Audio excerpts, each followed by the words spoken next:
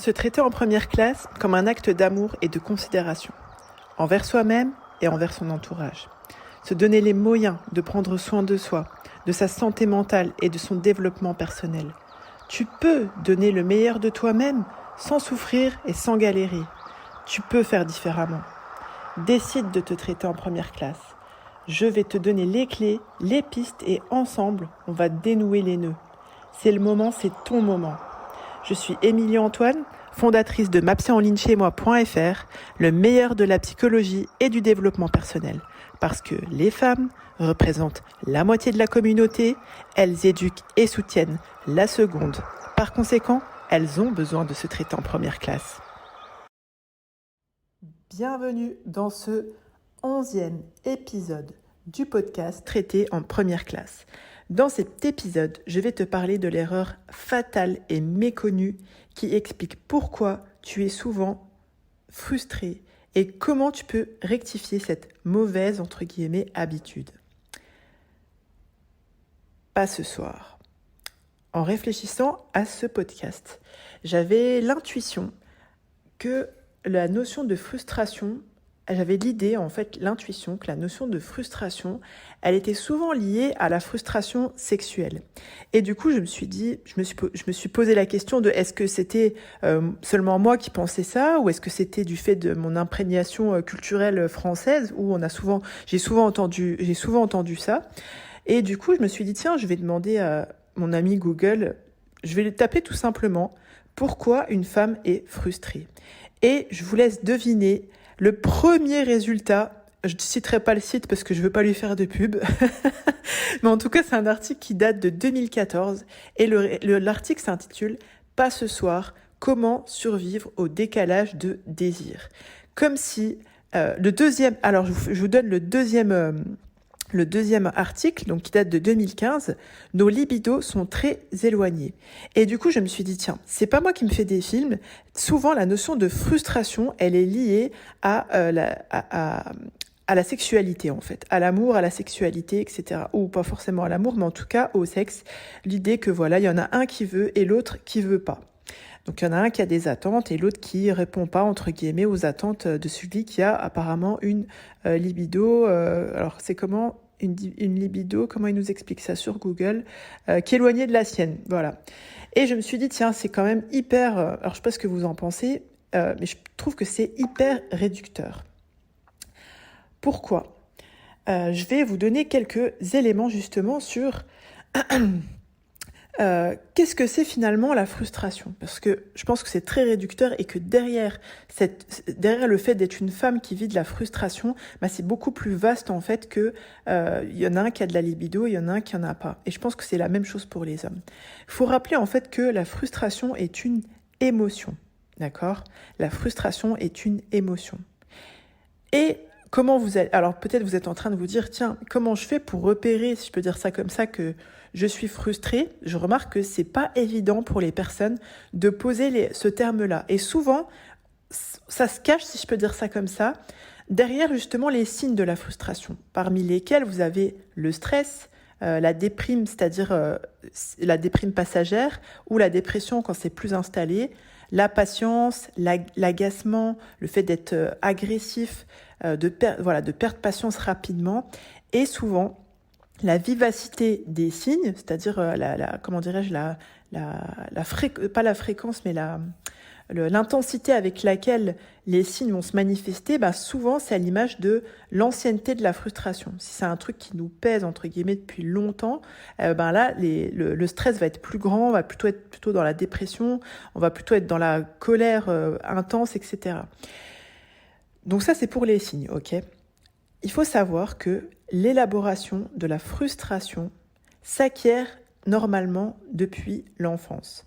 Souvent, on vous parle de, on vous parle, en tout cas pour les personnes qui sont amenées à être au contact du sujet ou qui s'y intéressent, de la frustration de l'enfant, en fait. Quand ils ont 2-3 ans et qui tapent des crises, qui peuvent être amenés à se rouler par terre ou qui disent beaucoup de non, etc.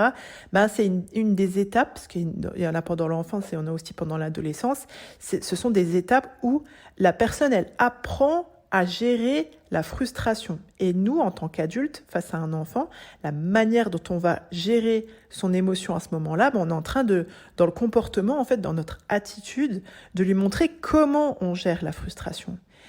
Et du coup, si l'accompagnement qu'on a reçu nous en tant qu'enfant ou qu'on donne entre guillemets en tant qu'adulte n'est pas optimal, même si on a les meilleures intentions du monde, je dis pas que voilà forcément l'adulte ne voulait pas accompagner adéquatement sur la frustration, mais si on n'a pas eu les bonnes infos, etc. Si en tout cas l'accompagnement à l'acceptation, si je puis dire, de la frustration n'est pas optimal, en tant qu'adulte, on a du mal à gérer cette émotion, d'accord ? Alors, tout à l'heure, je plaisantais avec vous, si je puis dire, sur le fait que quand on faisait une recherche sur Google, on tombait d'abord sur la question de la sexualité. Eh bien, c'est pas faux, puisque la frustration vient souvent d'un besoin qui n'est pas satisfait. Mais en tant qu'adulte, en tant qu'être humain, nous n'avons pas que des besoins liés à la sexualité. On a des besoins affectifs, on a un besoin de reconnaissance, on a un besoin de sécurité. Et je vous renvoie, par exemple, à la pyramide des besoins de Maslow, qui vont vous permettre de mettre de la perspective sur la largesse des besoins de l'être humain, qui ne se limite pas juste à la sexualité, même si on est d'accord pour dire que c'est très important. Et du coup, quand on a des besoins et des attentes qui nous semblent en fait inatteignables, irremplissables, enfin, vous voyez tous les mots comme ça qui font que, on a des attentes et ça n'arrive jamais, on va développer de la frustration.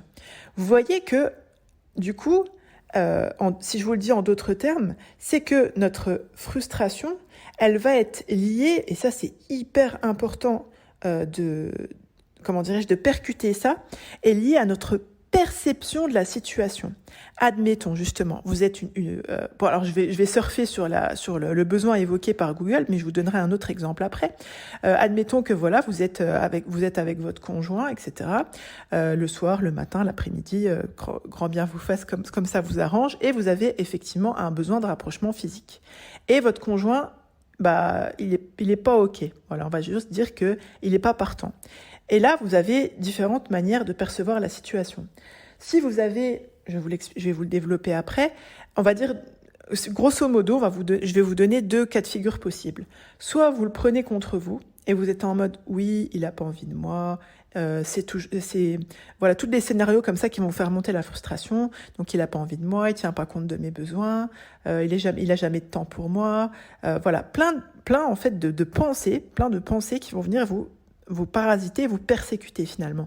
Et puis, peut-être vous allez vous dire, il est fatigué, ça arrive, vous savez qu'il a des petits soucis dans son boulot et que du coup ça peut venir, jouer sur sa libido, et du coup vous êtes en mode, ok, ça n'a rien à voir avec moi, et du coup, vous acceptez vous continuez votre journée ou votre nuit ou votre après-midi selon votre mood.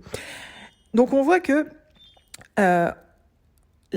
comme je vous disais, l'émotion, la frustration, elle est liée à notre perception, à notre interprétation de la situation. Ce qu'on va faire, en fait, de la personne qui répond pas à nos attentes ou à nos besoins, comme nous on l'a décidé, l'interprétation qu'on va en avoir, ça va jouer sur l'émotion qu'on va ressentir. Et là, dans le cadre, comme je vous donne, si je reprends les exemples que je vous avais donnés, dans le premier exemple, on va être face à quelqu'un qui va être complètement dans la frustration, et dans le deuxième scénario, on va être face à quelqu'un qui est plutôt dans l'acceptation, en fait. Et le problème, c'est qu'on a tendance à persévérer sur des scénarios de pensée qui sont connus, parce qu'ils nous sont familiers. Mais même si ça nous est familier, ça ne veut pas forcément vouloir dire que c'est confortable. On peut choisir des choses parce qu'elles sont familières. Faussement, ça nous rassure, mais réellement, c'est hyper inconfortable. C'est inefficace en ce qui concerne la santé mentale, si je peux dire ça comme ça. Et inefficace, mais voire même ça nous porte extrêmement préjudice et ça nous met dans des souffrances et dans des tortures horribles. C'est pas pour rien d'ailleurs que dans le bootcamp Ma Psy Campus, j'enseigne, je coach les bootcampeuses sur un outil qui est hyper puissant pour apprendre le dessus sur ces cas de figure, sur ces scénarios qui peuvent être amenés à se répéter pour prendre de la perspective, etc. et mettre en place d'autres systèmes. Et souvent, je pense que vous l'aurez compris, que tu l'auras compris, à ce stade que tu commets l'erreur fatale. Dans un type de situation, là par exemple le refus, Tu as des pensées qui s'enclenchent, il ne me calcule pas, il ne répond pas à mes besoins, il ne me désire plus, etc. Ça s'enclenche comme un vieux réflexe en fait. Parce que là, tu vois, par exemple, il ne me calcule pas, il ne me désire pas, et il ne fait pas attention à moi, tu vois qu'il y a une grande insécurité d'un point de vue émotionnel et d'un point de vue de l'estime de soi. Mais comme ce sont des sujets, entre guillemets, ou des failles qui te sont familières, tu tombes dans le trou à chaque fois en fait. C'est comme un vieux réflexe. Et tu tombes dans ce tourbillon, et du coup, après, ça déclenche tous les signes dont je vous parlais tout à l'heure. Tes pensées alimentent une interprétation de la situation qui te met du coup dans la frustration. À ton niveau, si je peux dire ça comme ça, toute proportion gardée, tu es responsable de tes émotions. Gérer ses émotions, c'est pas juste gérer sa colère, ne pas hurler sur tout le monde, et comme beaucoup de personnes le pensent, ne pas pleurer, or que pleurer, il n'y a rien de honteux au fait de pleurer, mais ça encore, vous voyez comme on est matrixé depuis enfant, arrête de pleurer, pleurer c'est pour les bébés, et tutti quanti. Et le scénario est enclenché. Pour rectifier cette habitude, il faut absolument que tu apprennes à mettre de la conscience sur ce que tu penses, sur ce que tu vis et ce que tu ressens. Vous ne me voyez pas, mais je tape ma main sur le dossier du fauteuil au fur et à mesure que je vous parle, parce que c'est important comme sujet. Il faut mettre parce que souvent, quand on dit arrête de pleurer, on shut down, en fait. Le truc, c'est, non, l'émotion, elle n'a pas lieu d'être là, en fait. Ta tristesse, ta frustration, un gamin qui se roule par terre, oh là là, tu m'arrêtes ça tout de suite, vas-y que ça menace, voire même au pire, on voit des scénarios, des mécanismes qui s'enclenchent de violence psychologique ou physique, etc. Et du coup, l'enfant, il peut pas élaborer son émotion parce qu'en fait, on lui donne pas la latitude de mettre le doigt dessus, la nommer, comment dirais-je, l'aider à passer à autre chose, si je peux dire ça comme ça, sans dénier ce qu'il est en train de vivre. Alors souvent, voilà, je vous jette pas la pierre parce qu'on commet tous des erreurs. Jusqu'à maintenant, si vous avez pratiqué cette méthode réactionnelle et que vous ne le saviez pas, c'est ok, il n'y a pas de problème. On peut tous en fait avancer et se corriger. Maintenant que je vous l'ai expliqué et que j'espère vous avez compris, ça devient votre responsabilité de faire autrement pour vous, parce que je pense qu'on n'a pas grande fierté et que, in fine, et qu'on ne développe pas des relations de dingue avec nos enfants ou avec nos proches quand on dénie une partie d'eux-mêmes, que ce soit d'un point de vue émotionnel ou d'un point de vue de l'identité. Ça fait du mal à l'estime de soi, etc. Du coup, ça profite à personne. Donc je vous disais, pour rectifier cette habitude après cette longue parenthèse à laquelle je n'ai pas commencé la première parenthèse, il faut absolument apprendre à mettre de la conscience sur ce qu'on pense, sur ce qu'on vit et sur ce qu'on ressent. Et finalement, quand on accompagne un enfant, par exemple dans la gestion de la frustration, ou nous, il nous profiterait de nous accompagner sur notre propre gestion émotionnelle, voilà, de se poser les bonnes questions en fait. Pour ça, il faut pouvoir se connaître son fonctionnement, prendre le temps. C'est pas une perte de temps en fait de se poser, d'être vis-à-vis de soi-même et d'investir sur sa santé mentale, que ce soit par le temps, par l'investissement financier, etc. C'est un investissement. Ce n'est pas une perte en fait. C'est pas une dépense, c'est un investissement. Puisque quand on se donne en fait justement cette opportunité de se traiter en première classe, on investit en soi, on investit dans notre relation avec nos proches et dans toutes les répercussions dans lesquelles ça va avoir dans les domaines de nos vies en fait. Comme je vous disais, c'est super important de se poser pour apprendre à se connaître.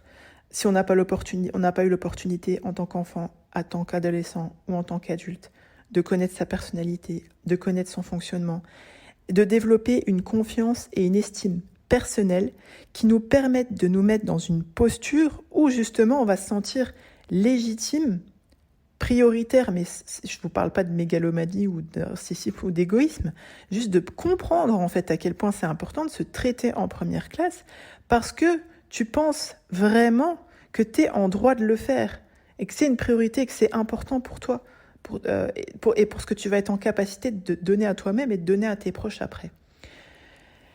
C'est vraiment ce que j'avais envie de vous passer comme message aujourd'hui. Vous l'avez compris, cette erreur fatale et méconnue qui explique pourquoi tu es souvent frustré, eh bien, c'est les pensées. Certes, les pensées, elles te traversent l'esprit. C'est pas de ta faute, en fait. Voilà, tu as été conditionné, tu as été structuré, etc. Mais c'est ta responsabilité en tant qu'adulte de faire un travail sur toi-même pour pouvoir enrayer cette machine, ce tourbillon infernal, en fait. Voilà pour ce podcast d'aujourd'hui. J'espère qu'il vous a été utile, en tout cas, ou alors voire même, soyons fous, d'une grande utilité. J'aimerais beaucoup avoir vos retours sur ce podcast. Si vous voulez venir, je mettrai un petit post sur Instagram quand je ferai l'annonce du podcast. Si vous voulez me donner votre retour sur le compte Insta Émilie-Antoine. Si vous écoutez ce podcast depuis YouTube ou depuis les plateformes d'écoute de podcast, n'hésitez pas à mettre un petit commentaire. Est-ce que ça vous parle? Est-ce que ça vous parle pas du tout? Est-ce que vous êtes d'accord? Est-ce que ça a allumé quelque chose? Ou au contraire, est-ce que vous êtes pas du tout d'accord avec ça et vous pensez que il vaut mieux, vous pouvez m'expliquer par A plus B pourquoi il vaut mieux mettre toutes ces émotions sous le tapis, y compris la frustration? Je serais enchantée de connaître vos arguments. Pensez bien que vous êtes la première personne à bénéficier du crédit que vous accordez à votre existence. Je vous remercie encore de votre écoute et de votre attention. Bien sûr, je vous disais tout à l'heure, si le contenu vous a plu et vous a aidé, je vous invite à le partager, à vous abonner et si vous êtes par exemple sur iTunes, à me laisser une note, une review sur la plateforme d'écoute. Ce serait vraiment super de votre part. Je vous dis à la semaine prochaine. Je ne peux pas vous aider à gérer Siri s'invente une vie sur ma montre. Je vous dis à la semaine prochaine pour le prochain épisode. D'ici là, prenez bien soin de vous. À bientôt, bye bye.